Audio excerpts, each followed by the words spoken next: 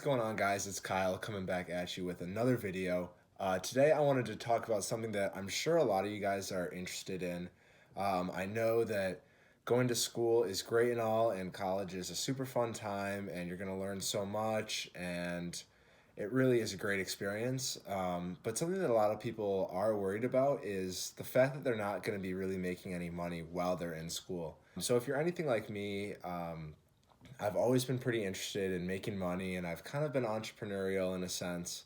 So when I got to school, I didn't want to get a job, more like a formal job, because I didn't want it to take up all my time when I wasn't in school. And I didn't want to have to go in for set hours. And basically, what I ended up doing is I went online and I was able to find some internships that were available, and it was awesome because what it does is it allows you to kind of work your own hours, work your own schedule. You can set time when you want to work, and you don't need to clock in anywhere and spend 4 hours of the day there.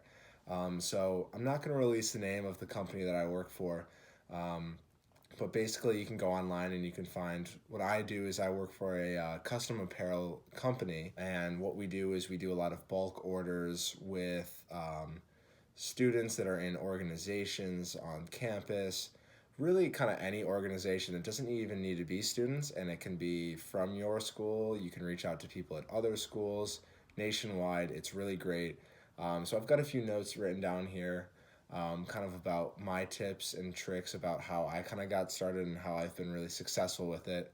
I've been able to make a good amount of money over this past year, just by basically reaching out to people and helping people create awesome shirts that they can use to sell to people in their organization, advertising efforts, things like that. So the first thing that I want you to know about working a job like this, getting into sales, I think the best thing that you can do when you're just starting out is getting in contact with people that you're close to, people that you know really well on more of a personal level, and seeing if they need any help with services, or getting custom apparel, or this kind of applies to whatever sales position you're really in.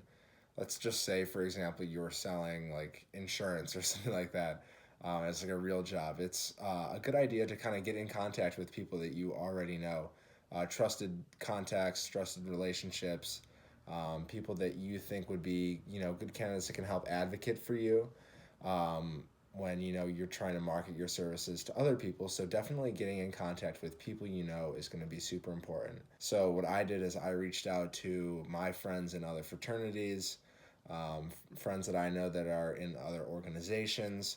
And what they'll do is, maybe if they're not even in charge of the apparel, they'll give your number to people that may be in charge of it. So you can get in contact with them, talk to them, and see if they'd be interested in working with you and getting orders set up like that. So once you've reached out to all the people that around your campus or other schools, whatever it may be, what you're going to want to start doing is getting in contact with people in organizations that you don't know.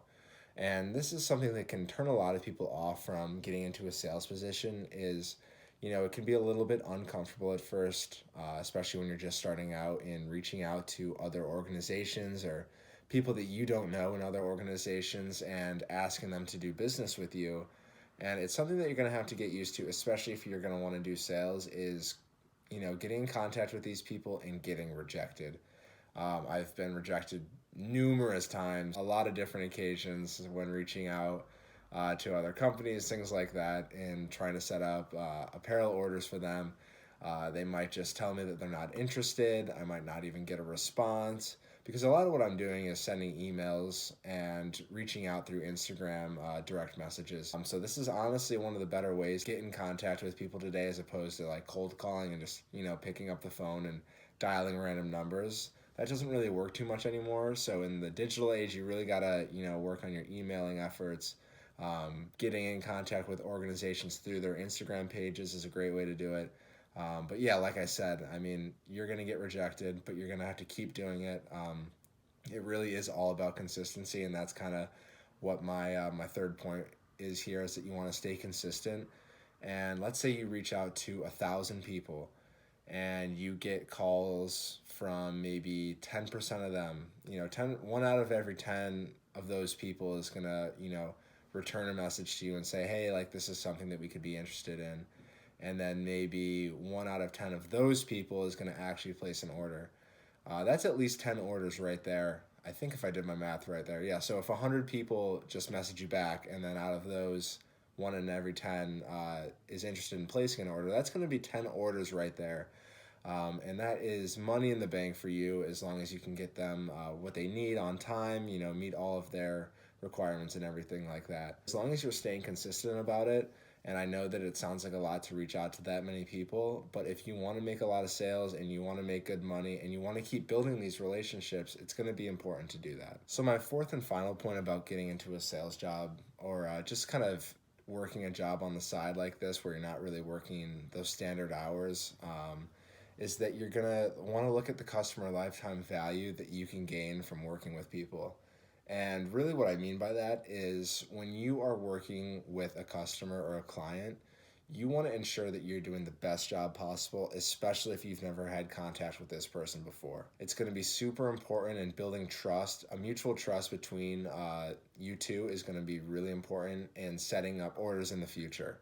So if you go and you do a great job with an organization and they're really happy with the work that you've provided, they're going to want to do business in the future with whatever other orders they plan on placing.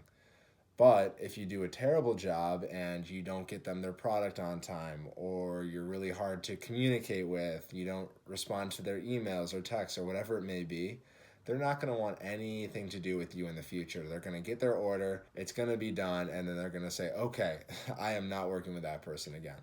So what I recommend is really, making sure you have your ducks in a row here and providing the best customer service that you can provide to whoever you're working with. And really just to kind of show you guys what I'm talking about here, I don't want you guys to think that I'm making any of this up. So I took a screenshot of my order platform page right here. I just wanted to kind of show you guys this so you can kind of see what I'm talking about here with the customer lifetime value. So I'm looking at this page right now, and orders 420, 489, 525, 784, 1124, 1150, and 1225 all came from the same two customers. So that you can see that about 2/3 of the orders that I have here in these 12 orders between 2019 and 2020 have been from the same two customers. And that's going to make up a lot of my revenue. We've got a couple of bigger orders here that aren't within that. But you can see that they make up a big amount of my revenue. And I've got the names of the people and the jobs crossed out here along with the profits. But I just wanted to kind of give you guys a visual representation as to what this really looks like for me, so that you can kind of see where the lifetime value really takes effect. All right, guys, so I hope that you guys really enjoyed this video. I think I've blabbed on long enough here about everything. So I definitely recommend going out and trying to find a job like this on your campus. There are tons of positions available online where you can find these like remote sales partner positions opened up. So if you guys have a good work ethic and you really work at it, I guarantee you're going to make a lot of money, and it's going to be so much better and so much more rewarding than just working a regular 4-hour shift job, 4 days a week, making $8 an hour. So until next time, I'll see you guys later. Peace.